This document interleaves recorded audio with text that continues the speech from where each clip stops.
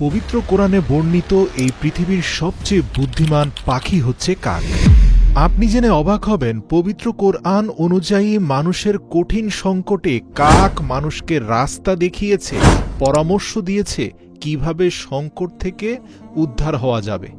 কাক পরিবেশের প্রতি সম্মান দেখিয়ে যৌক্তিক চিন্তা, সৃজনশীল সমস্যার সমাধান, কৌশলগত পরিকল্পনা, দলবদ্ধভাবে কাজ করা এবং কার্যকর সম্পদ ব্যবস্থাপনার ভালো প্রশিক্ষণ পর্যন্ত দিয়েছে।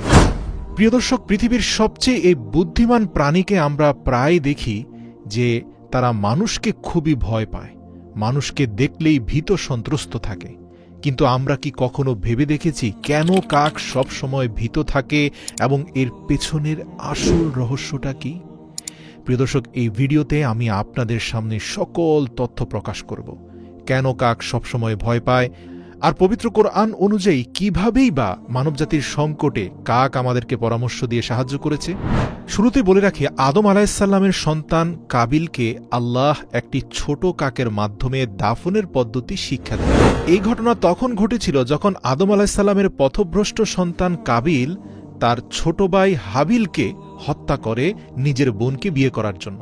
অতঃপর হত্যা করার পর সে লাশ নিয়ে দীর্ঘ 1 সপ্তাহ পর্যন্ত এদিক সেদিক ঘোরাঘুরি শুরু করে দেয়, কারণ তার কাছে কোনো জ্ঞান ছিল না কিভাবে লাশ দাফন কাফন করতে হয়। কারণ এটা ছিল পৃথিবীর প্রথম হত্যাকাণ্ড তথা পৃথিবীতে মানবজাতির মধ্যে কোনো একজন মানুষের সর্বপ্রথম মৃত্যু। তাই কাবিলের কাছে স্পষ্ট কোনো ধারণা ছিল না যে মৃতদেহকে কি করতে হয়।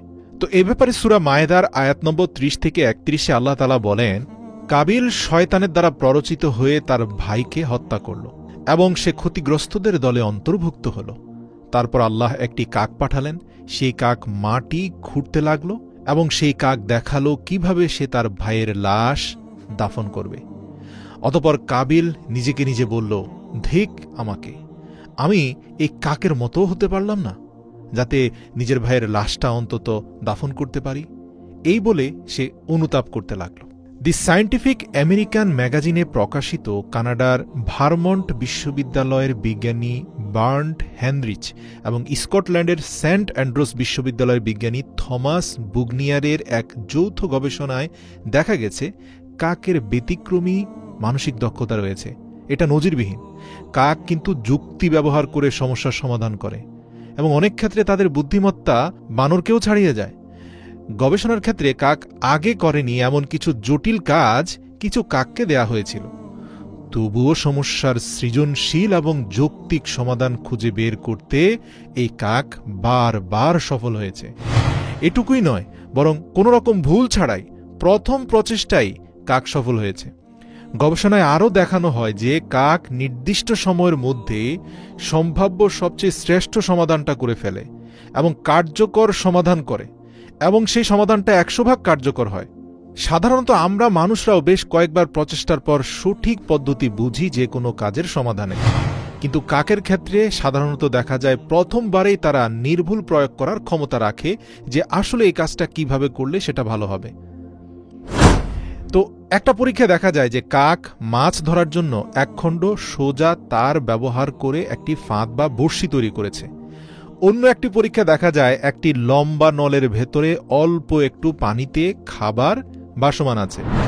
তো কাকটি প্রথমে নিজের ঠোঁটের সাহায্যে নলের গভীরতা পরিমাপ করল, এরপর এই নলের পানির ভেতরে ততটুকু পরিমাণ ভারী বস্তু ছুঁড়ে মারল যতটুকু এখানে প্রবেশ করলে তার ঠোঁটের নাগালে খাবার চলে আসে। জাপানের একটি সিসিটিভি ফুটেজে ধরা পড়েছিল যে এক ভিডিওতে দেখা যায় কাকের পক্ষে সাধারণভাবে খোলা সম্ভব নয় এমন শক্ত খোলসের বাদাম, যেটাকে আখরোট বাদাম বা ওয়ালনাট বলে, এরকম বাদাম তারা কি করে জানেন? প্রথমে উঁচু গাছ থেকে রাস্তায় ছুঁড়ে ফেলে ভাঙতে চেষ্টা করে এবং পরে সেগুলো খায়। যদি উপর থেকে ছুঁড়ে ফেলার পরেও শক্ত খোলস না ভাঙে, এরপর তারা দ্রুত গতির গাড়ি চলাচলের রাস্তায় বাদামগুলো ছুঁড়ে মারে, যাতে গাড়ির চাকার নিচে পিষ্ট হয়ে বাদামের শক্ত ভারী খোলস খুলে যায় এবং ভেতর থেকে সুস্বাদু বাদাম তারা খেতে পারে। শুধু তাই নয়, এই পরীক্ষায় দেখা যায় যে কাকগুলো দ্রুতগতির গাড়ির নিচে বাদাম ফেলার পূর্বে দ্রুতগতির যানবাহনের ঝুঁকি এড়াতে তারা নিজস্ব পদ্ধতিতে পরিবর্তনও নিয়ে এসেছিল। গাড়িগুলো থামানোর জন্য তারা ট্রাফিক লাইট লাল হওয়া পর্যন্ত অপেক্ষা করতে শিখে গেল। এরপর লাইটের দিকে দৃষ্টি রেখে তারা গাছের ডাল থেকে দ্রুততার সঙ্গে খাবার ছিনিয়ে নেমে আসত এবং যত দ্রুত সম্ভব লাইট পরিবর্তন হওয়ার আগেই নিরাপদে উড়ে যেত। কাকের সামাজিক বুদ্ধিমত্তাও দেখার মতো। তাদের দলবদ্ধ শিকারের কৌশল যদি আপনি দেখেন এবং উপলব্ধি করেন, তাহলে বুঝতে পারবেন যে বর্তমান জমানার মিলিটারিরা যেভাবে যুদ্ধের কৌশল করে তার থেকে উন্নত কৌশল কাক করে। এদের দলের 2টি কাক শিকারের পালানোর পথ বন্ধ করে দেয় এবং এজন্য মাটির একটু উপর দিয়ে তারা উড়ে বেড়ায়। আর এই শিকারী বাহিনীতে আরেকটা গ্রুপ থাকে, তারা হচ্ছে অ্যাটাকিং ফোর্স। তারা আক্রমণে অংশ নেয়। আপনি জেনে অবাক হবেন, এই কাকের যুদ্ধ কৌশলটা ইসরায়েল পর্যন্ত রপ্ত করেছে। তেল আবিব বিশ্ববিদ্যালয়ের বিজ্ঞানীরা বলেন, তাদের এই যুদ্ধ কৌশল থেকে ধারণা পাওয়া যায় যে তারা মূলত অন্য যে কারো মনস্তাত্ত্বিক অবস্থা বুঝতে পারে, তারা সাইকোলজি বুঝতে পারে, যেটাকে থিওরি অফ মাইন্ড বলা হয়। এমনকি তারা পরীক্ষার সময় তাদের দেওয়া সমস্যাগুলো সমাধান করার জন্য দল গঠন করতে পারে। মানে যে কোনো সমস্যা তাদের সামনে আসলে তারা দলবদ্ধভাবে আলোচনা করে সেটার সমাধানের দিকে এগিয়ে যায়। আপনি জেনে অবাক হবেন, পৃথিবীর একমাত্র প্রাণী বা পাখি হচ্ছে কাক, যারা আয়নায় নিজেদেরকে শনাক্ত করার ক্ষমতা জানে এবং আয়নার সামনে নিজেরা দাঁড়িয়ে নিজেদেরকে বুঝতে পারে, চিনতে পারে। তাদের অসাধারণ বুদ্ধিমত্তার আরেকটি পরিচয় হলো তারা মরুভূমি কি পাহাড়, পৃথিবীর সব ধরনের আবহাওয়ার সঙ্গে নিজেদেরকে মানিয়ে নিতে পারে। কঠিনতম মুহূর্তেও তারা খাবার খুঁজতে পারে। তারা যেতে পারে না এমন জায়গাতেও কখন কিভাবে কোন প্রাণীকে ব্যবহার করে খাবার আনতে হয় তাও তাদের জানা আছে। জীববিজ্ঞানী থমাস বুগনিয়ার বলেন, বুদ্ধিমত্তা বিবেচনায় কাক আমাদের বর্তমান জামানার 5 থেকে 8 বছরের একটা শিশুর থেকেও বুদ্ধিমান। কাক সামাজিক জীবনকে বেশ গুরুত্ব দেয়। তাদের রয়েছে বৃহত্তর সংঘবদ্ধ জীবনযাপন। এই যেমন ধরুন, তাদের পরিবারের সদস্যদের মধ্যে কিন্তু মাঝে মাঝে টুকটাক মারামারি ঠোকরাঠুকরি হয়। তো এটা হলেও কখনো মরণপণ লড়াইয়ে তারা প্রবৃত্ত হয় না। মানে পরিবারের ভিতরে মারামারিটা কখনোই মরণপণ লড়াইয়ের দিকে যায় না। তারা একমাত্র তাদের পরিবারের জন্য বিপজ্জনক শত্রুর বিরুদ্ধেই অল আউট অ্যাটাকে চলে যায়।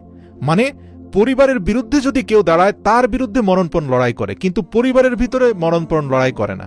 ঠুকরাঠুকরি হলেও নিজেরা সমাধান করে নেয়। চিন্তা করেছেন?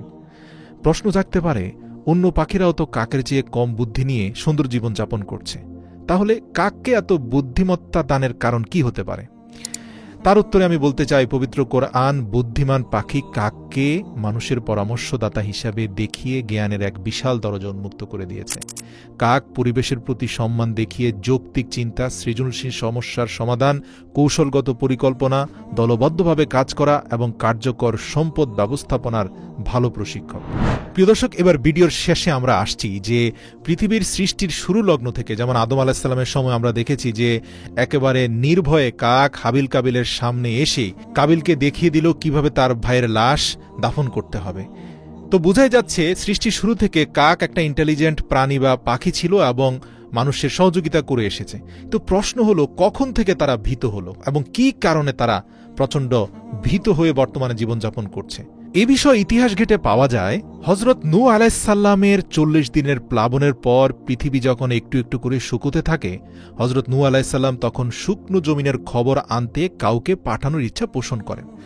তখন সর্বপ্রথম মুরগি এগিয়ে আসলো আর বলল যে আমি শুকনো জমিনের খবর নিয়ে আসব। হযরত নূহ আলাইহিস সালাম মুরগিকে ধরে তার বাহুতে মোহর লাগিয়ে দিয়ে বললেন, তুমি কখনো দীর্ঘ পথ উঠতে পারবে না এবং আমার উম্মত তোমার দ্বারা উপকৃত হবে, তুমি সম্মানিত একজন পাখি হবে। এরপর হযরত নূহ আলাইহিস সালাম শুকনো জমিনের খবর আনতে একটি কাককে পাঠানোর সিদ্ধান্ত নিলেন, কারণ কাক সম্পর্কে হযরত নূহ আলাইহিস সালাম পূর্ব থেকেই জানতেন যে এই পৃথিবীর সবচেয়ে ইন্টেলিজেন্ট বা বুদ্ধিমান প্রাণী হচ্ছে কাক। হযরত নূহ আলাইহিস সালাম কাককে অনুরোধ করেছিলেন, কাক নিজে থেকে কিন্তু এই কাজ করতে চায়নি। হযরত নূহ আলাইহিস সালামের ধারণা হয়েছিল পৃথিবীর সবচেয়ে বুদ্ধিমান প্রাণী এবং পাখি হওয়ার কারণে এই কাজ সবচেয়ে সুন্দরভাবে কাক করতে পারবে। কিন্তু দুর্ভাগ্যজনকভাবে হযরত নূহ আলাইহিস সালামকে ওয়াদা দিয়ে গেলেও কাকটি যখন জমিনের খবর আনতে যাবে, সে শুকনো জমিনের উপর একটি মৃত পশুর দেহ দেখে লোভ থামাতে না পেরে সেটা খাওয়ার জন্য সেটা নিয়ে ব্যস্ত হয়ে পড়ল। আর হযরত নূহ আলাইহিস সালাম এর নিকট ফিরে এলো না, যার ফলে হযরত নূহ আলাইহিস সালাম কাককে অভিশাপ দেন এবং কাকের জন্য বদদোয়া করেন এবং তিনি বলেন যে কাক সে আজ থেকে তার পুরো বংশধর সবসময় সর্বদা ভয়ে থাকবে এবং জমিনের কোথাও কাকের কোনো আশ্রয় নেই। আর হজরত নূহ আলাইহিস সালামের এই অভিশাপের কারণে কাক সবসময় ভীত অবস্থায় থাকে।